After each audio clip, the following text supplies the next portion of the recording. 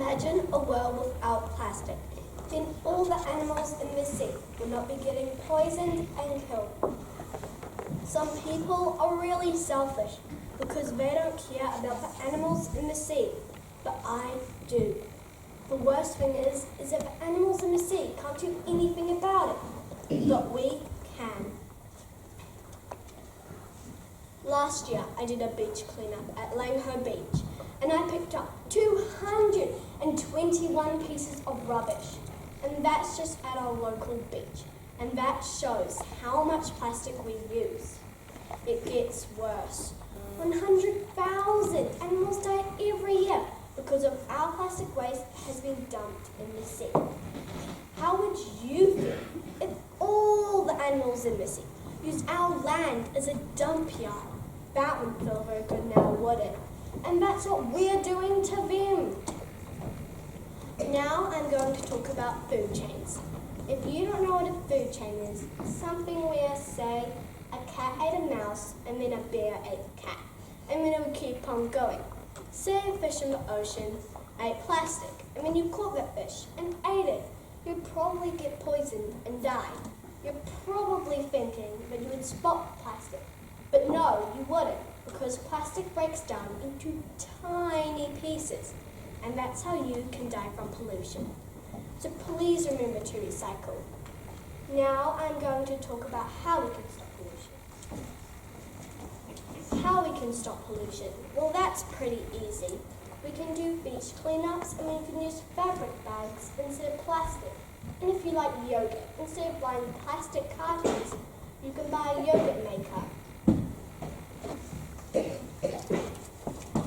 What I'm trying to say is that pollution is bad, really, really bad. And I know there are a lot of kids like me that care about the animals in the sea, but sometimes they don't do anything about it. And that pollution cannot fix itself. And plus, plastic is not a necessity. If you don't know what a necessity is, it's something we need in our life. So please stop polluting.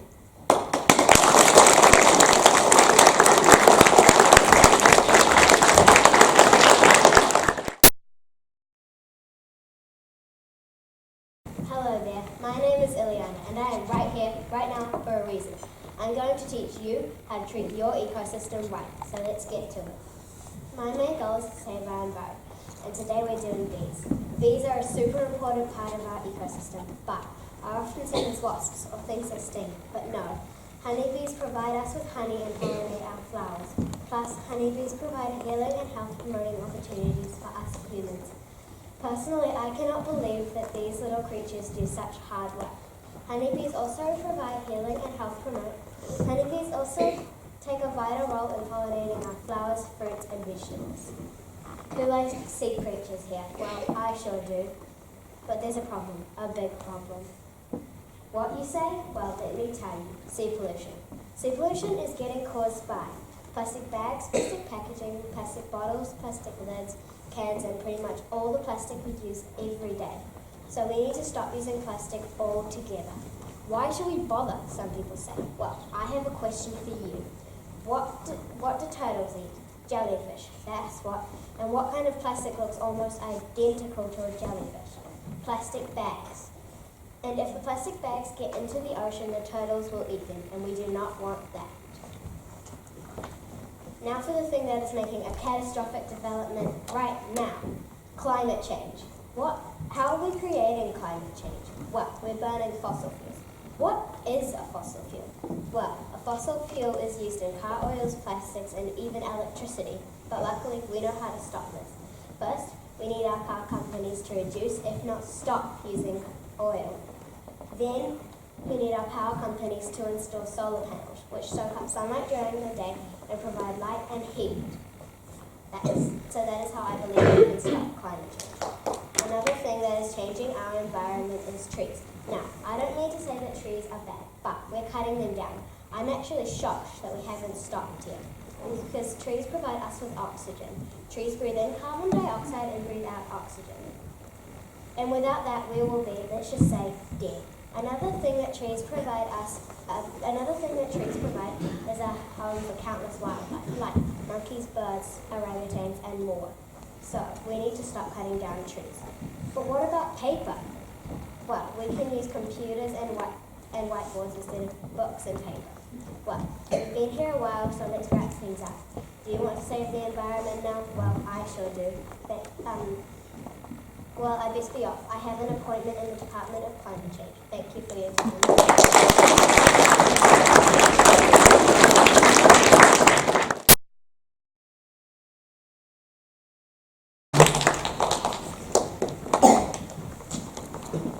Do you ever wonder what plastic does to the earth? Well, today I'm going to tell you. By the way, I'm Lisa, and I'm here to convince you to stop littering. Did you know paper cups, plastic silverware, cans, and soft drink bottles are thrown out by the ton every day? Litter tossed out at sea, washes up on beaches, thousands of miles away. Whales eating plastic bags, sinking their jellyfish. We need to stop. Littering causes a threat to our health and can cause harmful germs and bacteria. So stop thinking, start doing. Humans, animals and plants all need unpolluted water to keep healthy and survive. Litter can also clog stormwater drains and cause bad flooding. Here are 5 bits of plastic you can easily collect today. 1. Bottled water. 2. Plastic produced bags. 3. Plastic wrap. 4. Plastic straws. 5. Plastic toothbrushes. If you see plastic on the streets, pick it up. Remember, 1 plus a day. Set an example. If you're a Girl Guide or a Scout, you should make a group. Go around the city and pick up plastic. It will be great! And we know there's much plastic in our community. 9 billion tons of plastic makes its way to the ocean every year. Let's stand up and stop littering. There aren't many things that are universally cool. And it's really not cool to litter.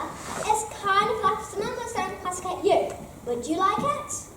No, then stop. Remember the 3 R's: reuse, rethink, recycle. Let's try this. I say reuse, you say rethink, and we all say recycle. Ready? Reuse, rethink, recycle. Let's try that again.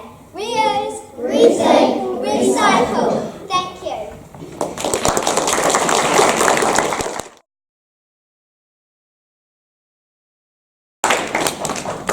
Hello, my name is Rose, and today I'm going to talk about climate change. But before I explain what it is, I'm going to tell you why I want to talk about it. The reason I want to talk about it is I feel like no one cares, and that if we work together, we can do something. But I need your help. So that's why I believe that if we work together, we can make a change. So anyway, back to the real deal. So what is climate change exactly? Well, climate change started in about 1977 and has slowly been affecting us, but now it's getting serious. Scientists have predicted that in 30 years' time, there's going to be a mass migration that may even lead to a world war. At least there'll be no more pesky weeds. In fact, no more plants. Anyway, climate change occurs when Earth's climate system results in new weather patterns, some that last for a few decades or even millions of years. The Earth's climate has changed throughout history.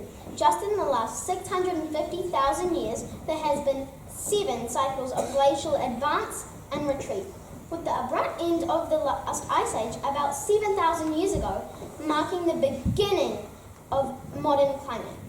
Now, how is climate change affecting us now?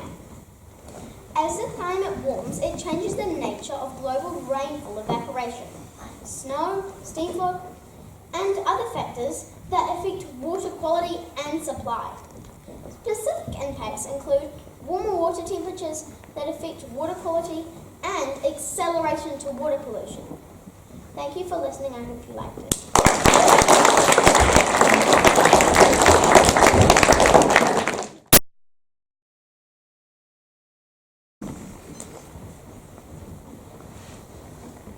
Through the good, the bad, and the ugly, our siblings will always be there for us.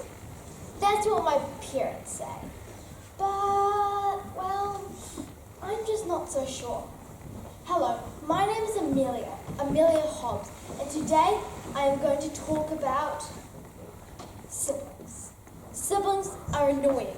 Siblings are a nuisance. I can relate. Siblings always seem to get you into trouble. But again, let's not be too negative here. They can be really fun sometimes. Everybody has a different sibling and a different relationship with them. Did you know that by the time kids reach the age of 11, they're spending about 33% of their free time with their siblings? Oh, and here's another fun fact. Did you know approximately 80% of New Zealanders have at least one or two brothers or sisters? That's a lot of siblings. As for me, I have two sisters. Let's start with Libby, the youngest. Everybody thinks she's so cute, but believe me when I tell you, she can be pretty annoying. But then again, she can be really fun sometimes too. And then let's go to Mia, the eldest. She's always on her device. She prefers the device world to reality. So everybody says she's going through a teenage stage. And now I have a question for you parents. Why give us another sibling when we could be living the paradise and the luxury of an only child? You're probably thinking we'll be grateful for our siblings when we're older. Anyway, let's see what the audience thinks. Hands up if you've got siblings and they're super annoying. And that includes you teachers and parents.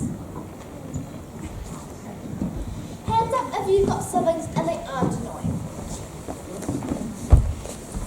That's not that even. Now, I've really enjoyed my time with you today. Thanks for listening.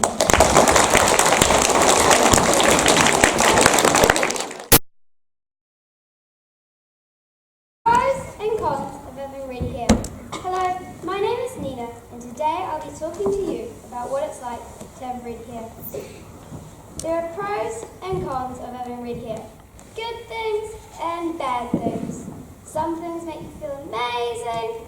Some things make you feel like you're the last orangutan left on the bus. Here are some of many reasons why I like having red hair. Number 1, if you're in a crowd, you're easier to find. Number 2, most people think all redheads are related. Number 3, I like it when the sun makes my hair look shiny. Number 4, I like to be a little bit different. There are some reasons why having red hair is not so great.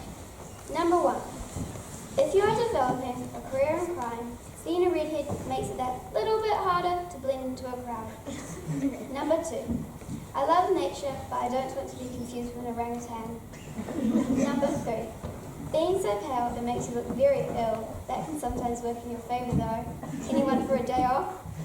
Number 4, I know sunscreen is good for you, but having to apply it 24/7 is a bit intense.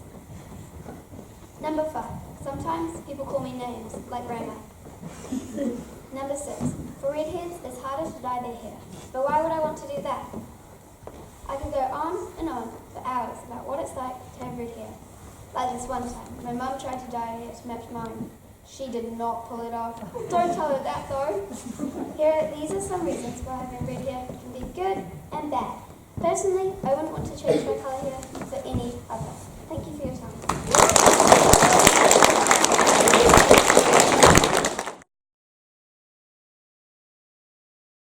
Someone say, "Ooh, pirates are bad." That's so not true. Hi, my name is Sally, and today I'm here to convince you not all pirates are bad. If all you've ever done is watch movies about pirates, you might think of pirates as fierce, terrifying, and cruel men, like Captain Blackbeard and Captain Barbossa. You tend to think of pirates as bloodthirsty thieves and vicious murderers, always stealing from others. But what about Captain Jack Sparrow and Jake and the Neverland pirates? These are noble, fine, and decent men. Let's not rely on fairy tales and children's books to tell us the true stories about pirates either. Here are 2 things that you never knew about pirates. 1, pirates always shared their treasure with each other. They didn't bury it. They also shared their food and their chores. 2, each pirate ship had its own set of rules or codes that everyone had to sign up to. The code included no lying, no stealing, and no fighting on board the ship. Do you still think all pirates are bad? What else do you need to know? A pirate ship was more than a boatload of thieves, killers, and rascals. Pirates were very organised. A good ship was a well-run machine where everyone had a job. A successful ship depended on these men carrying out their jobs efficiently. Back in the day when racism was way more common, pirates hung out with anyone, tall or short, fat or thin, boy or girl, full-bodied or disabled. They didn't mind who you were or where you were from. Here are two more amazing facts to persuade you that not all pirates are bad. 1. Pirates were very modern. They were one of the first to vote. They had a democratic election. Everyone got a vote. The captain was expected to be a skilled and dependable seaman. The captain was elected by all the men on the ship. Cowardly or brutal captains were quickly voted out of their positions. 2. Captains looked after the crew to make sure that pirates sailed through the rough seas battling other ships. Captains compensated pirates if they got injured, a kind of health insurance. Lost an eye, 100 pieces of silver. Lost an arm, 200 pieces of silver. Lost a leg, 500 pieces of silver. Wow. Speaking of modern, there are lots of modern day pirates today. What about the Sea Shepherds? These guys are environmental pirates. Their goal is to stop fishing boats illegally targeting whales, dolphins, sea turtles, and other endangered ocean wildlife. Brilliant! Pirates are good! Pirates are cool! Pirates row! Come on, join in! Pirates are good! Pirates are cool! Pirates row! You got it! Now, I'm sure you'll all agree that not all pirates are bad. Oh, and one last thing. Don't forget to say R.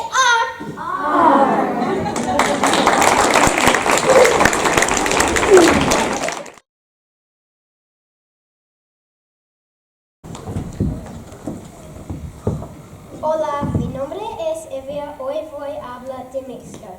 For those who didn't understand me, I said, hi, my name is Evia, and I'm going to be talking to you about Mexico. I would like to start the speech off by telling you why I chose Mexico for my topic.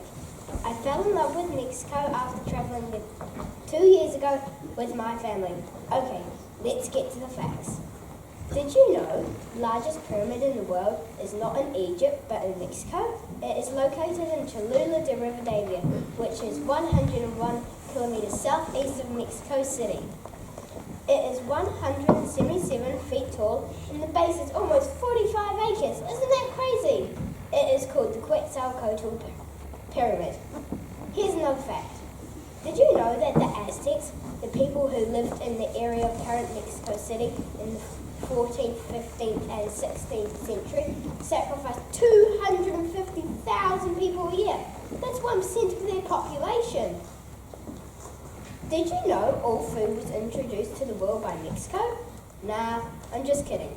Only some foods were, like chocolate, chilies, and corn. And 10,000 years ago, popcorn was domesticated in Mexico. Did you hear about this? Mexico's 34th president ruled for less than an hour and then quit? That's crazy! Sugary drinks kill more people than violent crime in Mexico. Okay, did you hear that Yay, we're back to the Aztecs. I love all these gruesome facts about them. Did you know that the Aztecs used cacao seeds as a form of currency? Oh, that wasn't so gruesome. But who cares? Back to the other facts. I didn't know this one. Mexico's official name is the United Mexican States. I'm learning so much from this speech. New Zealand's population is slowly rising, but I don't think it's quite near Mexico's. Did you know Mexico is the 10th most populated country in the world? Now I'm going to tell you something that I saw with my very own eyes. I visited Coba, an ancient Mayan ruin over 2,000 years old, and the people who lived in those ruins played a game every year called Poc to Poc, a little like soccer cross with basketball. And how that game works is you have to try and score a goal in the hoops which hang off the sides of a stone arena using only your hips, elbows or knees. If you're the winning team, you're safe, but your captain isn't. Yes, The winning team captain gets sacrificed and nothing happens to the losing team. Isn't that crazy? And here's another thing. Did you know that Taco Cat spelled backwards spells Taco Cat? And one last thing. Live every day like it's Taco Tuesday. Adios.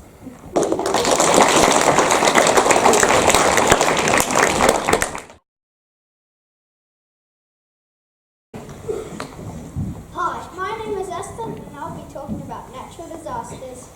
Natural disasters happen all over the globe, from tsunamis to earthquakes, hurricanes and even tornadoes. So let's start with the popular tsunami, also known as a tidal wave. Tsunamis can reach amazing heights such as 100 feet or 30 meters. The tallest tsunami reached a towering height of 524 meters. That's as tall as a skyscraper. Tsunamis have extreme power and can sweep you off your feet at the moment of impact. The big wave of water isn't the deadliest part. It's what the tsunami carries under the water. That's what kills you. So if you want to survive one of these tsunamis, here are some easy tips. Number 1, get to high ground somewhere away from shore. Number 2, be alert to signs of a tsunami, such as sudden rising sea levels or draining ocean water. And number 3, if you're on a boat, head out to sea. This brings us to earthquakes. You all know what to do in an earthquake, surely. But if you live by a lake, or beach, or maybe even a lagoon, you need to get to high ground straight after the earthquake, because there's an 80% chance there's going to be a tsunami. The first earthquake ever recorded happened in 1636. The world's largest earthquake happened on May 22nd, 1960. It was classed as a 9.5. Yes, that's right, a 9.5. That's humongous. It's time to move on to hurricanes. Not exactly one of the most interesting disasters, but here's a few facts on them. Hurricanes are tropical storms with powerful winds and heavy rain and can travel across the ocean at 405 kilometers per hour. Hurricane Katrina was the largest and third strongest hurricane ever to reach land in the US. It arrived on the 23rd of August 2005 and lasted for 8 grueling days, killing 1,833 people. And if that wasn't bad enough, there was alligators swimming in the flooded streets. On to volcanoes. Is this speech ever going to end? Volcanoes are opening into the Earth's surface. And did you know that volcanoes are named after the Roman god of fire, Vulcan? While we have some big volcanoes here on Earth, the biggest volcano in our solar system is 3 times the height of Mount Everest. When a volcano erupts, it can shoot ash as high as 30 kilometers into the sky. How many of you have visited Lake Taupo? This might come as a surprise for some of you, but there wasn't always a lake there. In fact, Lake Taupo is the site of the world's most violent volcanic eruption some 27,000 years ago. This mega eruption was so powerful it could be seen from as far away as China, well before social media.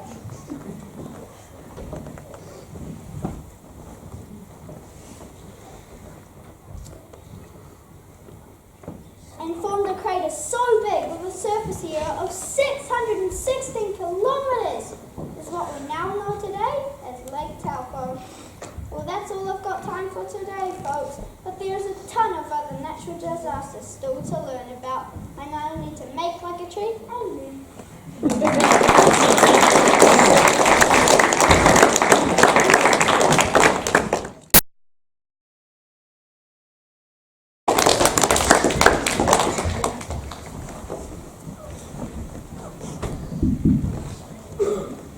What would a world be like if we rely on holograms completely for everything? Well, my name is Corey, and today I'm here to talk to you about holograms. Well, this about me. Let's carry on. If we relied on holograms for everything, it might be quite cool, but too much, not good. We could be using these every minute of our lives, or maybe even every second. Well, it might be a while before these things are everywhere, but still, people won't know right this second. Well, Some of you might be wondering what a hologram is, so I'm here to talk to you about it. A hologram is an image that appears to be three-dimensional and which can be seen with the naked eye. Holography is the science and practice of making holograms. Typically, hologram is a photographic recording of a light field rather than an image formed by a lens. In other words, a hologram is something that shoots light out from a picture or video. The problem with creating holographic displays and stuff is that the amount of information that stuff contains is huge. Light contains a massive amount of information. As an example, it is thought that the order of a million trillion pixels is needed to create a pure holographic display. Anyway, holograms have been a dream of tech and entertainment companies for years now. Deep frame holograms are a new type of hologram that lets theme parks and museums create the ultimate experience for their viewers by, making the holograms jump out at them. Spooky.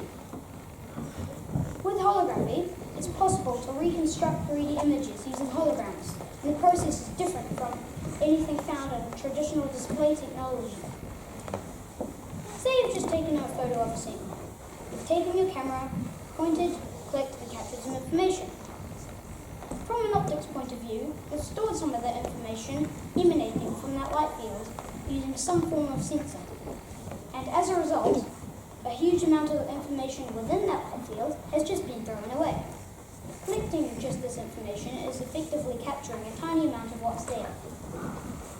A hologram, in its most basic sense, is the recording and reconstruction of all the light field information, such that when viewed, the observer is unable to tell the difference from the original scene, because the hologram is giving the observer all of the information. Holograms will be for sure improved in the future, and I hope we'll be using them a lot more then. So maybe try them out, because they might be good, but that's all I have for you today, folks. So, goodbye.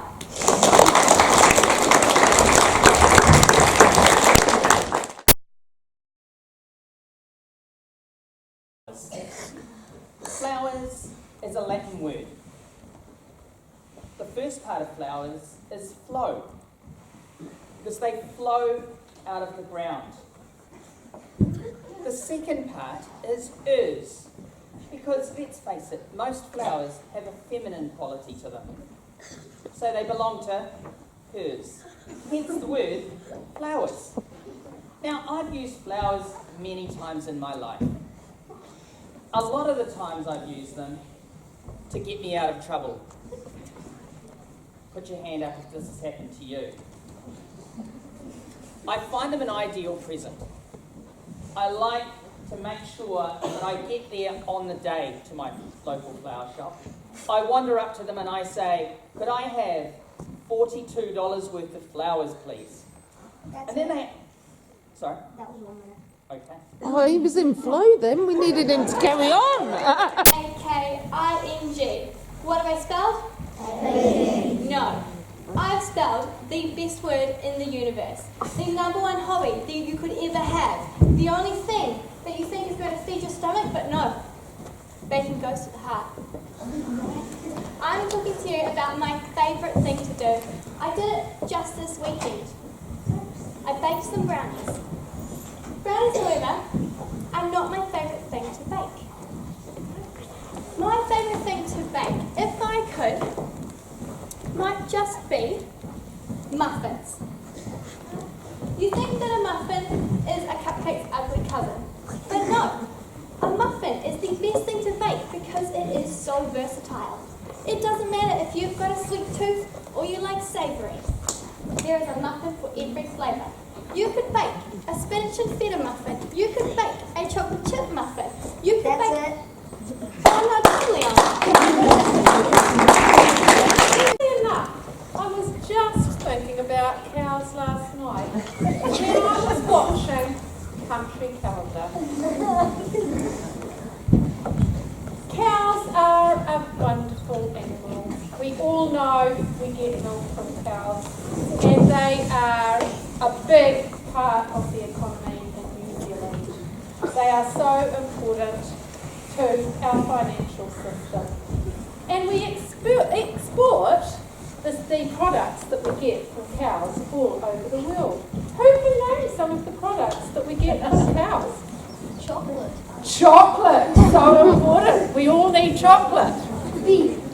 B. Yes, delicious. Not in our house though, we're going vegetarian. Milk. Milk and cheese, two important dairy products. Yes.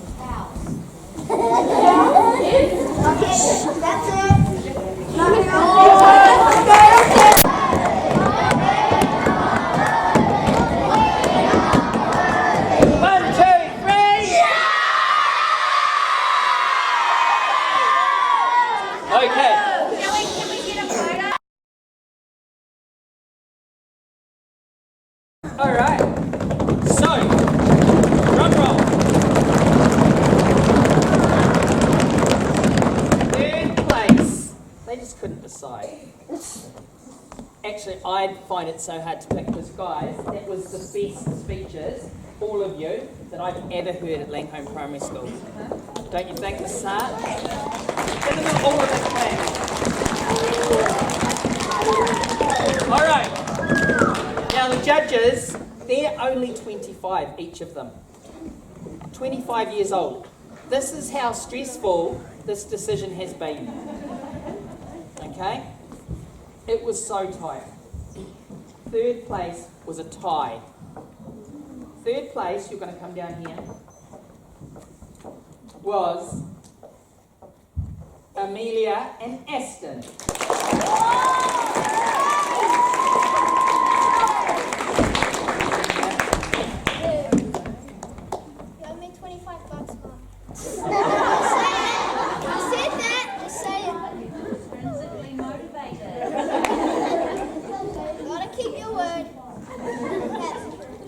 All right. Drum roll.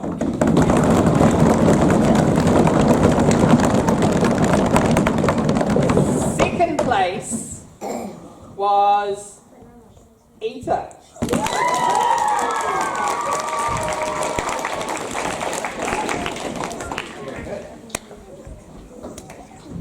Right.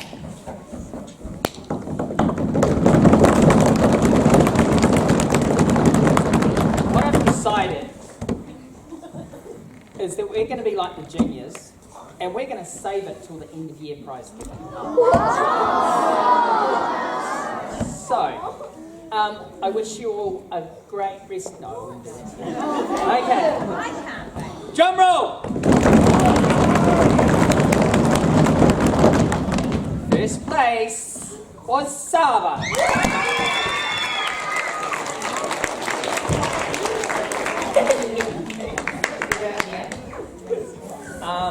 And we're going to give you a trophy. Dylan, where are you?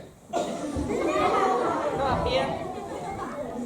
Sava, this is your trophy. Wow. You get to take him home. He does dishes, ironing. I do dishes too. Oh, okay. He's already got my message. I do dishes Okay, so, well done, Sava. Well done, all of you. You were amazing. And we are so impressed. Give them a round of applause.